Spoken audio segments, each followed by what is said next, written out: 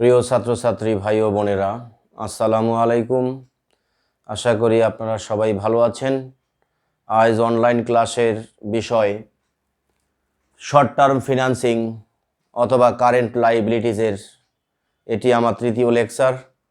আজকের আলোচনার বিষয়বস্তু কস্ট অফ ব্যাংক লোন। চলে যাচ্ছি কস্ট অফ ব্যাংক লোন পর্বে। কস্ট অফ ব্যাংক লোন অর্থাৎ আমি ব্যাংক থেকে যে পরিমাণ টাকা ঋণ করেছি, এই ঋণের বিপরীতে যে অতিরিক্ত পরিমাণ টাকা আমি প্রদান করব, এটাই হলো কস্ট অফ ব্যাংক লোন। অর্থাৎ ব্যাংক ঋণ করলে যে পরিমাণ সুদ দিতে হয়, এই সুদের পরিমাণ সহ সুদের টাকা এবং আসল টাকা সহ যখন একত্রিত করে পরিশোধ করি, এটাই হলো ব্যাংক লোন অর্থাৎ cost of bank loan. Cost of bank লোনের সূত্রগুলোয় বিশ্লেষণ করতে হবে। বিশ্লেষণ করতে গিয়ে যেটি দেখা যায় একটু খেয়াল করেন। প্রথমেই যদি প্রশ্নে ইন্টারেস্ট অ্যাডভান্স থাকে কিন্তু কম্পেনসেটিং ব্যালেন্স না থাকে, যদি প্রশ্নে ইন্টারেস্ট অ্যাডভান্স থাকে কিন্তু কম্পেনসেটিং ব্যালেন্স না থাকে, এই শব্দটি কেমন? যে আমি যেখান থেকে বা যে উৎস থেকে বা যে ব্যাংক থেকে ঋণটা গ্রহণ করেছি, এই ব্যাংকের 1 বছরের যে সুদ হবে, সেই সুদ টাকাটা আগেই কর্তন করে। এটাকে ডিসকাউন্ট বেসিস বলা হয়। তাহলে ডিসকাউন্ট বেসিস যে কথা, ইন্টারেস্ট অ্যাডভান্স কিন্তু একই কথা। অর্থাৎ যে ব্যাংক থেকে আমি ঋণটা গ্রহণ করেছি, সেই ব্যাংকের ঋণটা পরিশোধ করব, তবে পরিশোধ করার আগেই বা মূল টাকা পরিশোধ করার আগেই সুদের টাকাটা অ্যাডভান্স প্রদান করতে হয় এবং সেই ক্ষেত্রে কোনো প্রকার কম্পেনসেটিং ব্যালেন্স না থাকে। এই কম্পেনসেটিং ব্যালেন্স শব্দটা কি? আসলে ঋণ পরিশোধ করার মতো সামর্থ্য অর্জন করা, অর্থাৎ ঋণ পরিশোধ কল্পে বা ঋণ পরিশোধ করার জন্য যে পরিমাণ টাকা সঞ্চয়ের ব্যবস্থা করা হয়, এটাকে বলা হয় রিজার্ভ অন লোন অথবা কম্পেনসেটিং ব্যালেন্স। এটাকে বলা হয় রিজার্ভ অন লোন অথবা কম্পেনসেটিং ব্যালেন্স, যাকে সিবি দ্বারা প্রকাশ করা হয়। কম্পেনসেটিং এর সি, ব্যালেন্সের বি, এই হলো সিবি। অর্থাৎ সিবি অর্থ কম্পেনসেটিং ব্যালেন্স মূল্যায়ন করা হয়, আবার রিজার্ভ অন লোনকেও মূল্যায়ন করা হয়। তাহলে বলা হলো, যদি প্রশ্নে ইন্টারেস্ট অ্যাডভান্স থাকে কিন্তু কম্পেনসেটিং ব্যালেন্স না থাকে, তাহলে সেই ক্ষেত্রে আমার ব্যাংক লোনের সূত্রটা হবে APR is equal to interest divided by loan minus interest, মাঝে into 360 days divided by MP, শেষে ইন্টু দিয়ে 100। এটা হলো প্রথম পর্বের সূত্র। প্রথম পর্বটা কোনটি? যদি প্রশ্নে ইন্টারেস্ট অ্যাডভান্স থাকে কিন্তু কম্পেনসেটিং ব্যালেন্স না থাকে, তাহলে সেই ক্ষেত্রে সূত্রটা হলো interest divided by loan minus interest into 360 days divided by MP, শেষে গুণন 100। এখন আমি দ্বিতীয় নাম্বার সূত্রে চলে যাই। দ্বিতীয় নাম্বার সূত্রটি হলো, যদি প্রশ্নে ইন্টারেস্ট অ্যাডভান্স না থাকে কিন্তু কম্পেনসেটিং ব্যালেন্স থাকে। আপনি খেয়াল করেন, প্রথমটাতে ছিল ইন্টারেস্ট অ্যাডভান্স থাকে, কম্পেনসেটিং ব্যালেন্স না থাকে, আর দ্বিতীয় সূত্রটি হলো ইন্টারেস্ট অ্যাডভান্স থাকবে না কিন্তু কম্পেনসেটিং ব্যালেন্স থাকবে, অর্থাৎ ঋণ পরিশোধ করার মতো একটা সঞ্চয়ের ব্যবস্থা থাকবে। তখন তার সূত্র হবে APR is equal to interest divided by loan minus CB, মাঝখানে গুণন 360 ডিভাইডেড বাই এমপি, শেষে গুণন 100। এখন আসে, যদি প্রশ্নে ইন্টারেস্ট অ্যাডভান্স এবং কম্পেনসেটিং ব্যালেন্স উভয়ই থাকে। প্রথমটা বলা হলো ইন্টারেস্ট অ্যাডভান্স থাকবে, কম্পেনসেটিং ব্যালেন্স থাকবে না। দ্বিতীয়টাতে বলা হলো ইন্টারেস্ট অ্যাডভান্স থাকবে না কিন্তু কম্পেনসেটিং ব্যালেন্স থাকবে। আর তৃতীয়টাতে বলা হচ্ছে ইন্টারেস্ট অ্যাডভান্স এবং কম্পেনসেটিং ব্যালেন্স উভয়ই থাকবে, অর্থাৎ দুটোই প্রশ্নে উল্লেখ থাকবে।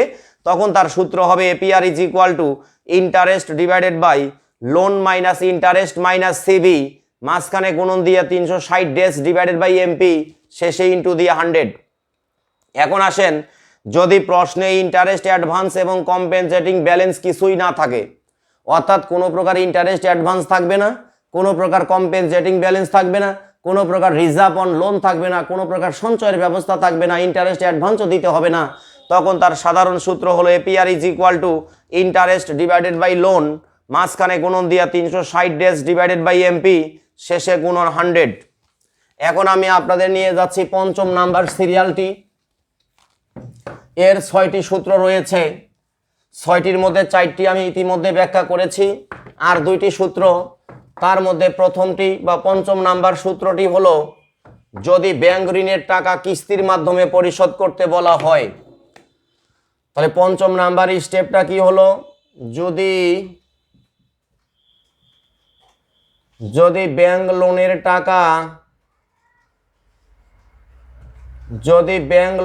টাকা কিস্তির মাধ্যমে পরিশোধ করতে বলা হয়, যদি ব্যাংক লোনের টাকা কিস্তির মাধ্যমে পরিশোধ করতে বলা হয় বা পরিশোধ করা হয়, দেখা গেল কিছু কিছু ব্যাংক আছে যারা ঋণ দিয়ে টাকাটা একবারে গ্রহণ করে, আবার কিছু কিছু ব্যাংক আছে যারা কিস্তির মাধ্যমে টাকাটা নিয়ে নেয় বা কিস্তির মাধ্যমে টাকাটা পরিশোধ করার ব্যবস্থা থাকে। এটা বিভিন্ন এনজিও সংস্থা বিশেষ করে এগুলো কিস্তির মাধ্যমে টাকাটা গ্রহণ করে থাকে। তো কিস্তির কাছ থেকে, কিস্তি অর্থাৎ যে ঋণটা আমি করেছি সেই ঋণটাকে একবারে প্রদান না করে কিছু কিছু সমান অংশে বিভক্ত করে, কয়েকটা স্তরে স্তরে বিভক্ত করে কয়েকটা কিস্তির মাধ্যমে এই ঋণটা পরিশোধ করতে বলা হয়। তাহলে যদি প্রশ্নটিতে ব্যাংক ঋণের টাকাটা যদি কিস্তির মাধ্যমে পরিশোধ করতে বলা হয়, তখন তার সূত্র হবে আমাদের APR is equal to 2PC divided by A into n+1 bracket close করে শেষে ইন্টু দিয়ে 100। তাহলে এখানে দেখেন সূত্রটা একটু ব্যতিক্রম সূত্র, অর্থাৎ এর আগে যে সূত্র 4টা আমরা লিখেছি সেই 4টা সূত্র কিন্তু এমনটি ছিল না। তাহলে এই সূত্রটি কখন ব্যবহার করা হবে? যখন ঋণের টাকা কিস্তির মাধ্যমে পরিশোধ করতে বলা হবে। যখনই ঋণের টাকা আমরা কিস্তির মাধ্যমে পরিশোধ করব তখন তার সূত্র হবে এটি, যেখানে এ সমান সমান হলো অ্যামাউন্ট অফ লোন, অর্থাৎ আমি কি পরিমাণ ঋণ করেছিলাম বা কি পরিমাণ টাকা ঋণ করেছি সেটাকে বলা হয়েছে অ্যামাউন্ট অফ লোন।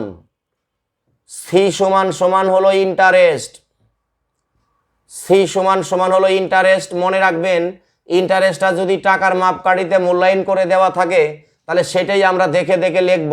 আর ইন্টারেস্টটা যদি আমাদের টাকার মাপকাঠিতে না থেকে ইন্টারেস্টটা পার্সেন্টেজ আকারে থাকে, অর্থাৎ সুদের হার উল্লেখ থাকে, তখন কিন্তু এই লোন ইন্টারেস্টটা আমরা কার উপরে কাটবো? লোনের উপরে কাটবো। তখন তার সূত্র হবে লোন গুণন রেট অফ ইন্টারেস্ট। এখন আসেন পি, পি সমান সমান হলো ইনস্টলমেন্ট সিস্টেম। ইনস্টলমেন্ট সিস্টেম শব্দের অর্থ কিস্তির ধরন। কিস্তির ধরনটা কি হতে পারে? এটা সাপ্তাহিক হতে পারে, মান্থলি হতে পারে, 2 মাস অন্তর হতে পারে, 3 মাস অন্তর হতে পারে, বা 6 মাস অন্তর অন্তর হতে পারে, অথবা বছরে একটা কিস্তিও হতে পারে।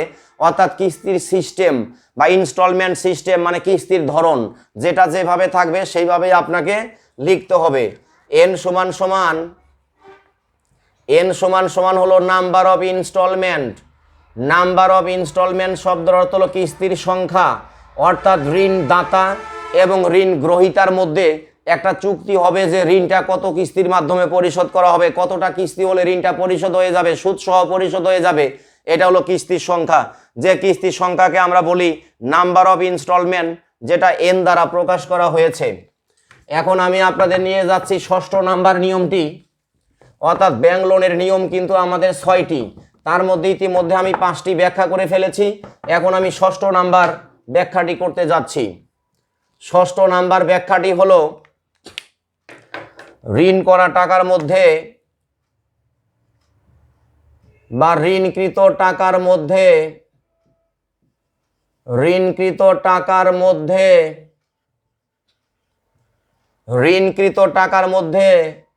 কিছু টাকার ব্যবহার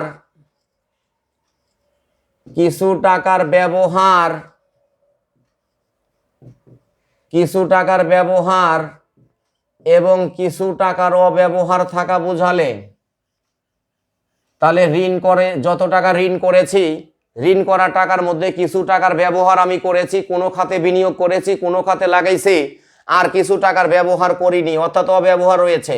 তাহলে ঋণ করা টাকার মধ্যে কিছু টাকার ব্যবহার এবং কিছু টাকার অব্যবহার থাকা বোঝালে, কিছু টাকার ব্যবহার এবং কিছু টাকার অব্যবহার থাকা বোঝালে, ঋণ করা টাকার মধ্যে কিছু টাকার ব্যবহার এবং কিছু টাকার অব্যবহার থাকা বোঝালে সেই ক্ষেত্রে এপিআর এর সূত্র হবে total cost divided by used loan. Used loan মানে ব্যবহৃত লোন বা যে পরিমাণ টাকা আমি ব্যবহার করেছি সেটি। তাহলে এখানে দেখেন ঋণকৃত টাকার মধ্যে কিছু টাকার ব্যবহার এবং কিছু টাকার অব্যবহার থাকা বুঝালে এপিআর এর সূত্রটি হবে total cost divided by used loan শেষে ইন্টু দিয়ে 100। তাহলে এখানে আমরা হিয়ার লিখতে পারি, হিয়ার অথবা হয়ার লিখতে পারি টোটাল কস্ট। টোটাল কস্টের ভিতরে কি কি থাকবে সেটি আমি লিখে দিচ্ছি। টোটাল কস্টের মধ্যে দুই প্রকারের কস্ট থাকবে। টোটাল কস্টের ভিতরে দুই প্রকারের কস্ট থাকবে, একটা হলো ইন্টারেস্ট, একটা হলো ইন্টারেস্ট প্লাস কমিটমেন্ট ফি। ইন্টারেস্ট প্লাস কমিটমেন্ট ফি অর্থাৎ যে পরিমাণ সুদ আমি প্রদান করব সেই সুদের টাকা এবং ঋণটা বাস্তবায়ন করতে গেলে, ঋণটা গ্রহণ করতে গেলে যে অতিরিক্ত কিছু টাকার দরকার হবে সেই অতিরিক্ত টাকাটার নাম হলো কমিটমেন্ট ফি। তাহলে টোটাল কস্টের ভিতরে থাকবে ইন্টারেস্ট এবং কমিটমেন্ট ফি। এখানে একটি কথা গুরুত্বপূর্ণ মনে রাখতে হবে, ইন্টারেস্ট কাটতে হবে,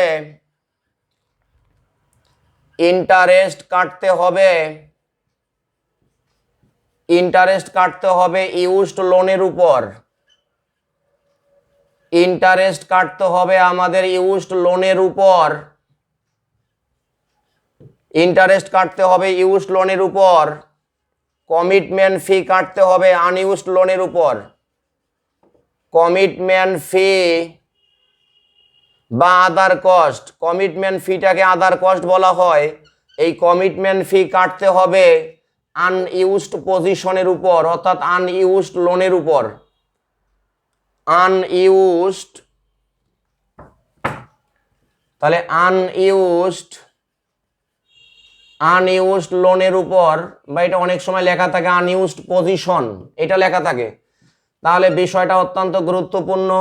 আপনি যখন এই অঙ্কটি করবেন অর্থাৎ কস্ট অফ ব্যাংক লোনের অঙ্কটা করবেন, এই কস্ট অফ ব্যাংক লোনের অঙ্কটা করতে গেলে 6 নাম্বার শর্ত সেটা যে ঋণকৃত টাকার মধ্যে কিছু টাকার ব্যবহার হবে এবং কিছু টাকা অব্যবহার থেকে হাতে থেকে যাবে, হাতে মজুদ থাকবে, অব্যবহৃত থাকবে।